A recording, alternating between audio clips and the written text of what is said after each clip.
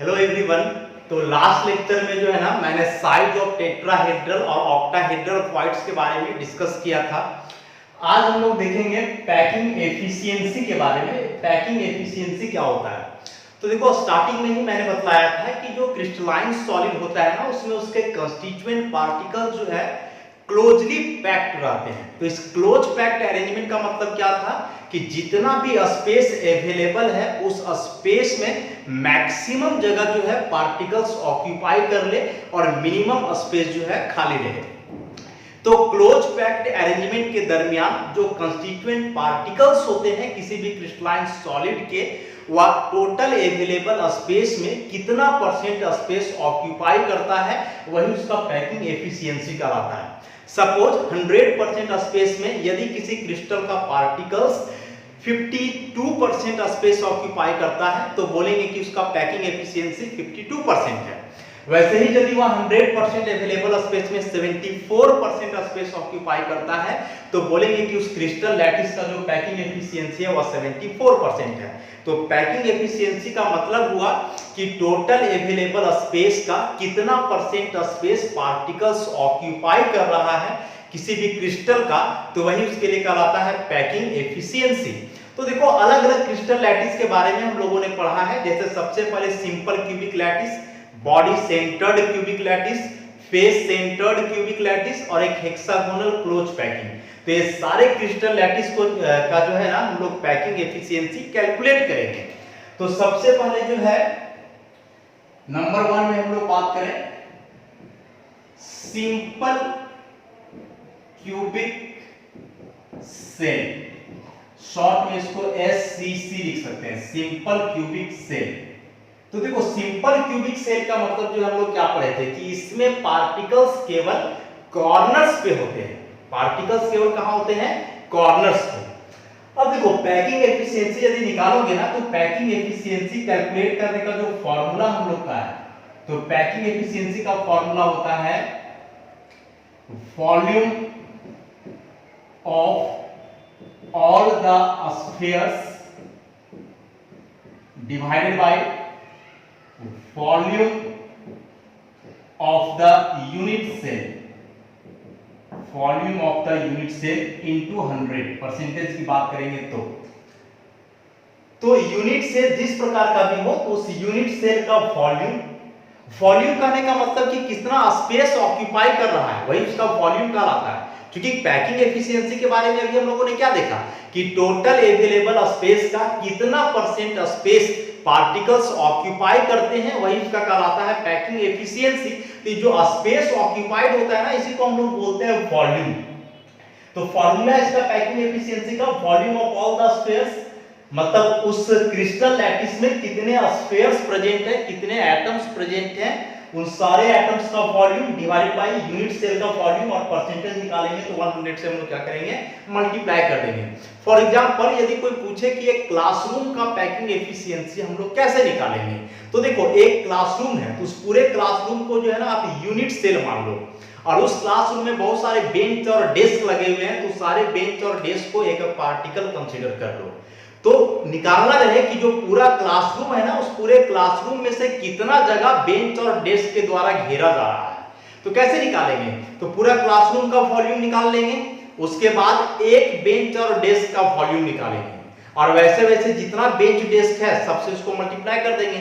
एक bench desk का volume निकाले, सपोज टोटल 50 बेंच डेस्क है तो 50 से इसको मल्टीप्लाई कर देंगे। तो टोटल बेंच और डेस्क का जो वॉल्यूम है डिवाइडेड बाय क्लासरूम का वॉल्यूम इनटू 100। उसी प्रकार से यहां करना है कि उस यूनिट सेल में जितने एटम्स प्रेजेंट हैं, एटम्स को ही यहां स्फीयर मान के चला जा रहा है, तो उन सारे एटम्स का volume divided by unit cell का वॉल्यूम मल्टीप्लाइड बाय 100। ये फार्मूला हो गया पैकिंग एफिशिएंसी कैलकुलेट करने का। तो सबसे पहले सिंपल क्यूबिक लैटिस का हम लोग कैलकुलेट करेंगे। तो सिंपल क्यूबिक लैटिस में मैंने क्या बताया है कि इसमें जो है पार्टिकल्स केवल कॉर्नर पे होते हैं, ऐसा। इस तरह से यूनिट सेल हुआ। अब यूनिट सेल में जो है ऐसे करो, देखो यूनिट सेल है, पार्टिकल्स को अरेंज करो तो पार्टिकल्स केवल कहां होते हैं? कॉर्नर पे होते हैं, ऐसा। सब पार्टिकल कॉर्नर पे है, इस तरह से। मान लो इसको ए और इसको मान लो बी, तो हम लोग ऐसे करें, लेट ए बी बराबर ए, और ए क्या है, तो edge length of the unit cell का एज लेंथ। अब देखो क्या हम लोग पढ़े हैं कि जो सिंपल क्यूबिक लैटिस होता है ना, तो सिंपल क्यूबिक लैटिस में जितने भी कॉर्नर पार्टिकल्स होते हैं सभी एक दूसरे को टच करते हैं। मतलब ए और बी कॉर्नर में जो दोनों पार्टिकल है ना, दोनों पार्टिकल एक दूसरे को टच करेगा। देखो इस तरह से, एक पार्टिकल यहाँ, एक पार्टिकल यहाँ, इसको मान लो ए और यहाँ मान लो बी। देखो यहाँ से आता है, ये दोनों पार्टिकल एक दूसरे को टच करेगा। तो यहाँ से यहाँ इस स्फीयर का रेडियस है, मान लो स्मॉल आर, फिर यहाँ से यहाँ इस स्फीयर का रेडियस है, इसको भी मान लो स्मॉल आर। तो यहाँ हम लोग आर मान लें radius of sphere, radius of sphere मतलब जो एटम है। तो हम लोग क्या देख रहे हैं कि ए बी बराबर क्या है 2r, r plus r 2r, और यहाँ ए बी बराबर है a, तो a बराबर क्या हो जाएगा 2r, a बराबर 2r। अब यदि यहाँ से हम लोग निकालें वॉल्यूम ऑफ यूनिट सेल, तो देखो यूनिट सेल जो यहाँ है ना क्यूब टाइप का है, तो क्यूब का वॉल्यूम क्या होता है, साइड का क्यूब, ए क्यूब, और a का फॉर्मूला यहाँ 2r है, तो 2r का होल क्यूब कितना हो गया 8r क्यूब। यहां से निकल गया वॉल्यूम ऑफ यूनिट सेल। अब यदि हम लोग निकालें total number of spheres in simple cubic cell, तो सिंपल क्यूबिक सेल में टोटल कितना स्फीयर होता है, कितने एटम होते हैं, इसको अलग से जो है पीछे हम बतलाए हैं कि 8 कॉर्नर है और प्रत्येक कॉर्नर पार्टिकल का कंट्रीब्यूशन होता है 1/8, तो 8 × 1/8 तो कितना आ गया 1। अब यहां से निकालेंगे वॉल्यूम ऑफ वन स्फीयर, तो स्फीयर का वॉल्यूम क्या होता है 4/3 πr क्यूब ऐसा। तो यूनिट सेल का वॉल्यूम 8r क्यूब, स्फीयर का वॉल्यूम 4/3 πr क्यूब। अब यहां से फार्मूला लगा दो, पैकिंग एफिशिएंसी बराबर volume of all the spheres by volume of the unit cell into 100। तो ऑल द स्फीयर्स की जगह यहां मात्र एक स्फीयर है, तो वैसे ही रहने दो। तो ये हो गया हम लोग का कितना 4/3 πr cube divided by unit cell का वॉल्यूम 8r क्यूब इनटू 100। ये r क्यूब कट जाएगा, इसको वैसे लिख दो 4/3 इनटू पाई को लिख दो 3.14, ये बचा 8 × 100, ये दो बार में कट जाएगा। 100 में इसको मल्टीप्लाई कर देंगे तो जाएगा 314/6, इसको डिवाइड करो तो 5, यहां हो गया 2, फिर बचा 2, इतना परसेंट ऐसा 52.34%। तो देखो इसका मतलब क्या हुआ, इसका मतलब हुआ कि यदि किसी क्रिस्टल में जो उसके पार्टिकल्स हैं, वो पार्टिकल्स यदि सिंपल क्यूबिक सेल में अरेंज है, मतलब केवल कॉर्नर्स पे है, तो उस केस में वे सारे पार्टिकल्स कितना स्पेस ऑक्यूपाई करते हैं, तो 52.34%। 100% अवेलेबल स्पेस है पूरा, तो उस 100% में से इतना परसेंट स्पेस पार्टिकल्स ऑक्यूपाइड किया। तो पूछेगा कितना स्पेस वैकेंट रह गया, कितना परसेंट, तो वैकेंट स्पेस यदि हम लोग निकाले यहां से वैकेंट स्पेस, तो 100 में इसको माइनस कर देंगे, 100 माइनस 52.34%। तो यही हम लोग का क्या आ जाएगा वैकेंट स्पेस। तो एग्जाम में दोनों तरीके से आता है, पैकिंग एफिशिएंसी मतलब ऑक्यूपाइड स्पेस, कितना स्पेस घेरा गया है, और कभी कभार वैकेंट स्पेस भी पूछता है। तो वैकेंट स्पेस पूछेगा तो याद रखोगे कि उस केस में जो पैकिंग एफिशिएंसी है उसको 100 में हम लोग क्या करेंगे माइनस कर देंगे। देखो बड़ा आसान सा कैलकुलेशन है, हम लोग को करना क्या, बस एक फार्मूला याद रखना है, volume of all the sphere, volume of the unit cell into 100। 3 step का कैलकुलेशन है। पहला स्टेप में हम लोग क्या करते हैं, यूनिट सेल का वॉल्यूम निकालते हैं। तो चूंकि इस केस में जो यूनिट सेल है क्यूब है, और क्यूब का वॉल्यूम होता है a क्यूब, साइड का क्यूब, तो सबसे पहले a निकालना होगा r के रिस्पेक्ट में, तो a निकल जाएगा, इसका a क्यूब करेंगे तो निकल गया वॉल्यूम किसका, यूनिट सेल का। दूसरा स्टेप में क्या करेंगे कि उस यूनिट सेल में जितने भी स्फीयर्स प्रेजेंट हैं उन सारे स्फीयर्स का हम लोग वॉल्यूम निकालेंगे, और तीसरा स्टेप फार्मूला पे पुट कर देंगे तो निकल जाएगा। देखो वही किए हैं, पहला स्टेप में यूनिट सेल का वॉल्यूम निकाले, दूसरा स्टेप में जो है टोटल स्फीयर का वॉल्यूम निकाले हम लोग, और तीसरा स्टेप में इसको फॉर्मूला पे पुट कर दिए तो निकल गया हम लोग का पैकिंग एफिशिएंसी। तो 3 स्टेप का कैलकुलेशन है, एग्जामिनेशन में आता है कैलकुलेशन ना ही सही, लेकिन ये जो है packing efficiency direct objective question में आता है, ये फिक्स्ड है। तो जितना भी कैलकुलेशन अभी हम लोग पढ़ेंगे ना उन सारे से जो है एक ना एक क्वेश्चन एग्जामिनेशन में आना है।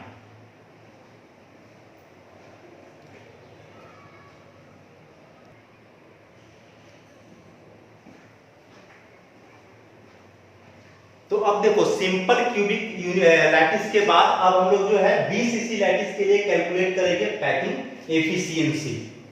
तो बीसीसी लैटिस में अरेंजमेंट क्या बताएं कि इस केस में जो पार्टिकल्स होते हैं कॉर्नर्स के अलावे क्यूब का जो बॉडी होता है उसके सेंटर में होता है। मतलब इस तरह से यदि इसका हम लोग फिगर बनाएं तो एक क्यूबिक यूनिट सेल बनाते हैं ऐसा। सबसे पहले एक क्यूबिक यूनिट सेल ड्रॉ करेंगे हम लोग। देखो ये क्यूब हो गया ऐसा। पार्टिकल्स को कहां रखेंगे? कॉर्नर्स पे। तो सारे कॉर्नर्स पे पार्टिकल्स को रखो, 8 कॉर्नर्स ऐसा। और कॉर्नर्स के अलावे जो है बॉडी का सेंटर में पार्टिकल होता है। देखो यहां ये बॉडी हुआ, इसका सेंटर में एक पार्टिकल यहां रहेगा, बॉडी सेंटर पार्टिकल। तो इसी एलिमेंट को हम लोग बोलते हैं बीसीसी लैटिस। एक पार्टिकल यहां भी होगा ऐसा, तो बीसीसी लैटिस हुआ। ध्यान रखोगे कि जितना भी स्फीयर इसमें है ना एटम, सबका साइज सेम होता है। फिगर में हम लोग कोशिश करेंगे एक साइज का स्फीयर बनाने का, नहीं भी बनता है तो समझना है कि सारे स्फीयर्स का साइज क्या है? सेम है। अब यहां लेट करो, ये ए हुआ, इसको बी मान लो ऐसा, इसको यहां बी कर दें, ये सी हुआ, ये डी हुआ, इसको मिला दो, ये यहां से मिलाओ और एक इसको यहां डी से मिला दो ऐसा। मान ले यहां कि लेट ए बराबर जो है एज लेंथ हुआ यूनिट सेल का। तो एज लेंथ मतलब ये ए बी बराबर बी सी बराबर सी डी बराबर ए। चूंकि क्यूब है ना, और एक क्यूब में जो है हम लोग पढ़े कि जो क्यूबिक यूनिट सेल होता है उसमें सारे एज आपस में क्या होते हैं? इक्वल। तो सब जो है ए के बराबर होगा। वैसे ही R radius of sphere, R हुआ रेडियस ऑफ स्फीयर ऐसा। अब सबसे पहले क्या बोले कि ए और आर के बीच रिलेशन निकालना है। तो देखिए ए और आर के बीच जो रिलेशन है ना, इसको पहले भी हम लोग एक बार कैलकुलेट किए हैं जब बतला रहे थे relationship between D R and A. तो वहां जो है आर और ए के बीच रिलेशन निकला हुआ है, एक बार फिर से हम लोग यहां निकाल लेते हैं।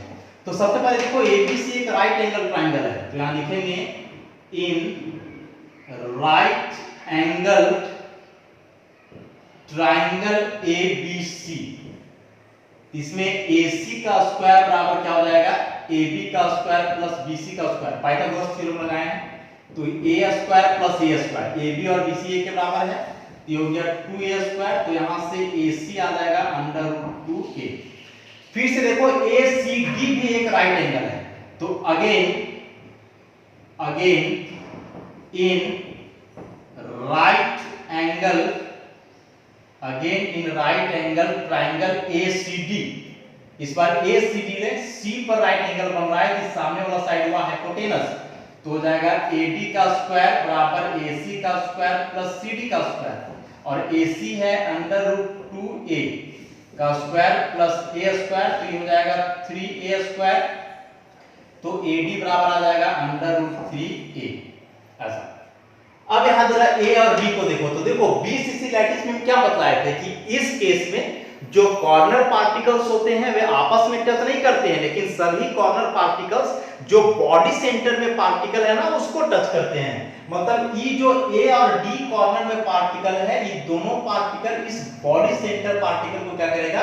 टच करेगा। मतलब इसको हम लोग ऐसे देख सकते हैं, बीच में फिर यहां हुआ बॉडी सेंटर का पार्टिकल ऐसा, और फिर एक पार्टिकल इस कॉर्नर में सेम साइज का बनाएंगे हम लोग।